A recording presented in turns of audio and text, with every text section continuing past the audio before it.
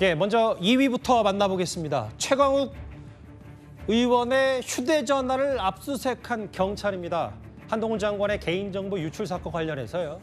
경찰이 지난주에 MBC 기자 압수수색에 이어서 오늘은 최강욱 의원에 대한 강제 수사를 시작했습니다. 오전에는 최강욱 의원, 오후에 한동훈 장관 각각 이렇게 말을 했습니다. 압수수색기를 좀 어떻게? 글쎄, 너무 황당한 일이고 어이가 없습니다. 이런 식으로 이렇게 장난질 쓰는 거는 이제 대가를 치러야 될 것이고, 지난 금요일 날 오후 5시 이후에 MBN 기자가 저한테 문자를 보낸 게 있었던 것 같아요. 무슨 MBC 임 기자하고 한동훈 장관 사이에 있었던 일과 관련해서 압수수색 영장에 제 이름이 기재됐는데 입장을 묻고 싶다 이런 얘기를 보낸 게 있었는데, 저는 그거를 보지는 못했고, 그 뒤에 그 기자 본인이 스스로 확인해 보니까 사실이 아니라고 합니다 이렇게 해놓고 스스로 정리를 하신 게 있어서 그냥 나중에 제가 확인하고 웃고 말았던 거. 유일하게 이 사건과 관련해서 제가 접한 일이거나 알고 있는 일입니다. 개인정보 유출건으로 최강욱 의원이 우리 압수수색을 당했는데 여기 대해서 한 말씀 난 기회에 말씀드리면은 민주당이나 MBC가 제 탓을 많이 하더라고요. 기본적으로 가해자가 피해자를 탓하는 모습이 정상적인 모습은 아니라고 생각합니다. 그리고 그 사건과 관련해서 저는 신고나 고소한 적도 없잖아요. 최강욱 의원 참고인 신문입니다. 오늘 휴대전화 포함한 의원실, 경찰의 압수수색 대상이 됐는데, 일단 경찰은 이 개인정보 유출 사건의 출발점이 최강욱 의원이다 이렇게 보고 있습니까? 그렇게 지금 추정을 하는 것 같습니다. 왜냐하면 이 자료가 지난 이제 한동훈 장관의 인사청문회 때 그때 이제 법사위원들한테 제공됐던 자료거든요. 그 자료에 보면 주민등록 초본에서 비롯해서 부동산 거래 내역에 관련 등기부등본까지 다 다양하게 있었다는 거 아니겠습니까? 근데 지난번 이 사건은 사실은 원래는 처음에는 이 강서구 의원의 김민석 의원이라고 있습니다. 그 김민석 의원이 서모 씨라는 사람으로부터 이 자료를 넘겨받으면 시작이 됐어요. 이 서모 씨라는 사람이 바로 그 열린공감TV에 있었던 사람입니다. 두 사람 간에 명예훼손 소송이 있었던 모양이에요. 그거를 무마해주는 조건으로 이제 자료를 줬는데, 이거 보니까 좀 이상하다? 라고 해서 이제 이거를 고발했던 거예요. 그래서 역으로 추적해 들어갔죠. 이 서모 씨를 비롯해서 그럼 서모 씨한테 누구한테 받았냐? 라고 하니까 이제 MBC의 임모 기자가 나타났고, 그러니까 MBC의 임모 기자를 좀 추적하다 보니까 원 자료그램 출발지가 최강욱 의원 쪽으로 지금 모아진다. 그래서 이제 경찰에서 이 부분 관련된 증거를 수집하기 위해서 오늘 휴대전화라든지 지금 의원실에 대한 압수수색을 진행하고 있는 거거든요. 근데 저는 최강욱 의원이 모르겠습니다. 아까 인터뷰에 나온 게 전부인지는 모르겠지만 일단 본인이 줬는지 안 줬는지에 대한 명확한 이야기가 없어요. 압수수색에 대해서 MBN 기자가 물어왔고 좀 이런 이야기는 있는데, 진짜 본인이 예를 들어서 그 자료를 외부에 유출시키지 않았는지 이 부분에 대해 좀 명확한 이야기가 필요할 것 같습니다. 그러니까 뭔가 그 자료는 법사위원들한테 주는 자료이기 때문에 혹여 본인이 그걸 뭔가 제3자에게 넘겼는지 이 부분만 좀 저는 분명히 일단 입장을 표명해야 되지 않을까 하는 생각이 들어요.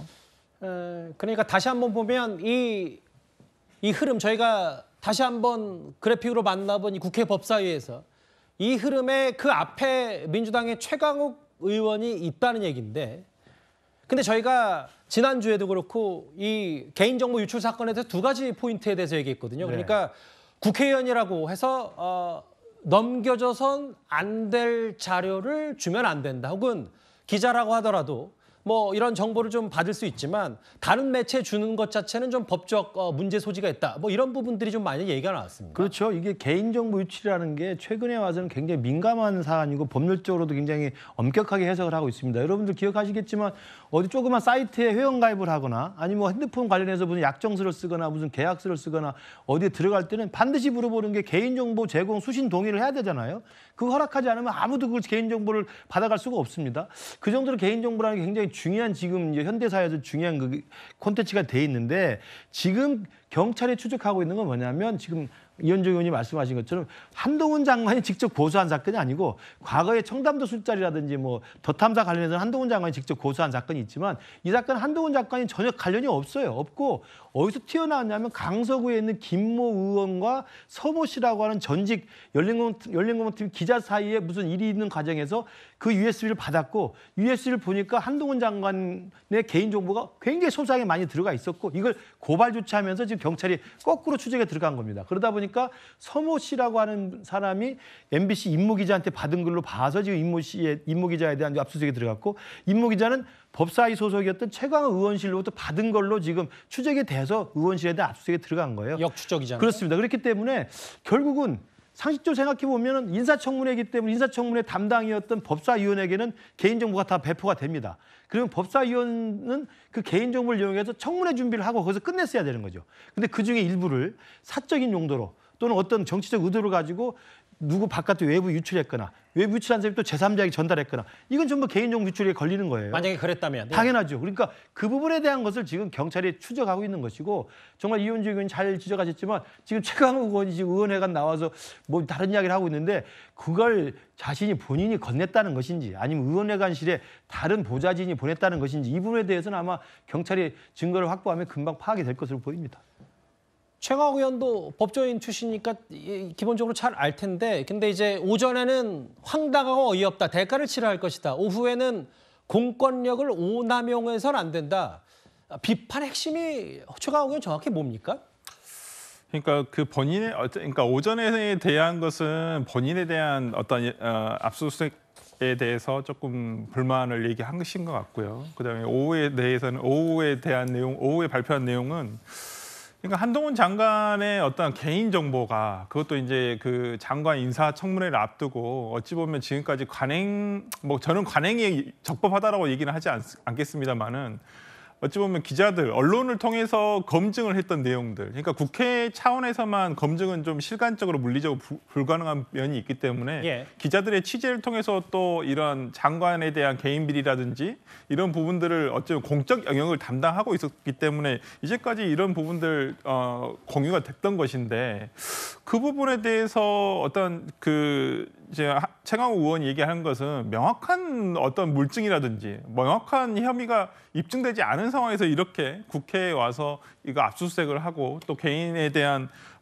이런 국회 사무처라든지 이런 부분에 대해서 국회를 이제는 너무나 그 검찰에서 압수수색한 게 당연시 돼 버렸는데 이런 부분에 대해서 아마 공권력 남용이다라고 지금 얘기를 하는 것 같고 지금 한동훈 장관의 개인정보가 물론 뭐 누구든 대한민국 국민 누구든 개인정보가 소중합니다마는 한동훈 장관의 어떤 공적 그 인사청문회를 앞두고 유출이 된 거에 대해서 이렇게까지 할 일인가? 저는 조용히 수사를 해도 충분하다고 생각하는데 너무 떠들썩하게 하는 것은 아닌가? 그러면 다른 기자들한테 간 것은 지금 어떻게 수사가 같이 되고 있는 것인지 그러면 다른 장관들 인사청문회 할 때 이런 것들이 공유가 됐었을 때 거기에 대한 개인정보보호법 위반 소지를 따지지는 왜 않는지 너무 한동훈 장관에 대해서만 유난한 것은 아닌가라는 생각이 좀 듭니다. 그러니까 이제 설전 변호사 말씀은 이게 한동훈 장관이어서 이렇게 공권력이 남용되고 오버하는 거다 혹은 경찰과 뭐 법원이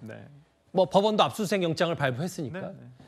근데 이제 아까도 이제 김근식 교수께 질문을 드렸던 게 두 가지잖아요. 뭐 저도 관행인지 아닌지에 대해서는 뭐 논란의 여지가 있을 수 있어도 법적으로 국회의원이라도 넘겨줘서는 안 될 자료가 있다면 법적으로 문제가 있는 거고 혹은 MBC의 임모 기자도 다른 매체를 주는 거에 대해서 법적인 문제가 있을 수 있다면 그 부분은 설사 그게 한동훈 장관 개인정보 유출이라도 충분히 들여다볼 수 있는 거 아닌지 여당에서는 그런 반론도 지금 제기하거든요. 그러니까 저는 그 과정은 이 수사는 일단 좀 철저하게 돼야 된다고 봅니다. 이제까지 관행이라 해서 아까도 말씀드린 적법한 게 아니기 때문에 이게 어느 누구의 개인정보든 간에 아무리 공적 사안이라고 하더라도 무분별하게 배포가 돼서는 안 되죠, 당연히.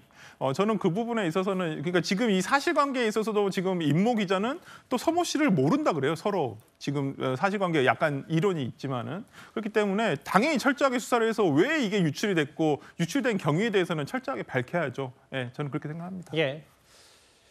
그 한동훈 장관과 최강욱 의원 두 사람의 질긴 악연은 뭐 익히 잘 알려진 사실입니다. 한 장관의 인사청문회부터 최근까지 영상을 한번 모아봤습니다. 의원님 아까 말씀하신 건 한땡땡으로 나온 거 있지 않습니까? 한국 3M 같습니다. 한국 3M. 거기 보면 영리법인으로 돼 있지 않습니까? 제 딸 이름이 영리법인일 수는 없죠. 저는 한국 3M으로 보입니다. 자, 저는 그렇지 않습니다. 인혁당 사건에서 검찰이 잘못한 점에 대해서는 저는 저의 형사 사건의 가해자인 의원님께서 저한테 이런 질문하는 것 자체가 이상하다고 생각합니다. 공수처에서 지금 기소한 사건에 대해서는 그런 식의 논법이라면 대기 가해자고 내가 피해자죠. 대기요? 자, 백이라고 말씀하셨어요? 대기라고 얘기했습니다. 과거에 KBS 정현주 전 사장 배임 혐의로 기소한 적이 있죠. 대한민국 검찰이. 기억합니까? 말씀하십시오. 기억합니까? 말씀하십시오. 겉에도 가만히 보고 계실 겁니까? 지금 이 질문을 가만히 두실 겁니까? 저런. 어디서 저런 태도를 지금 국무위원에게 지금 과거 검찰의 업무에 대해 질문하는데 그런 태도를 보입니까? 저도 지금 국민으로도 미국의 장관인데요. 여기서 그렇게 지금 막말을 하십니까? 막말을 할 수 있는 계기를 누가 제공했습니까?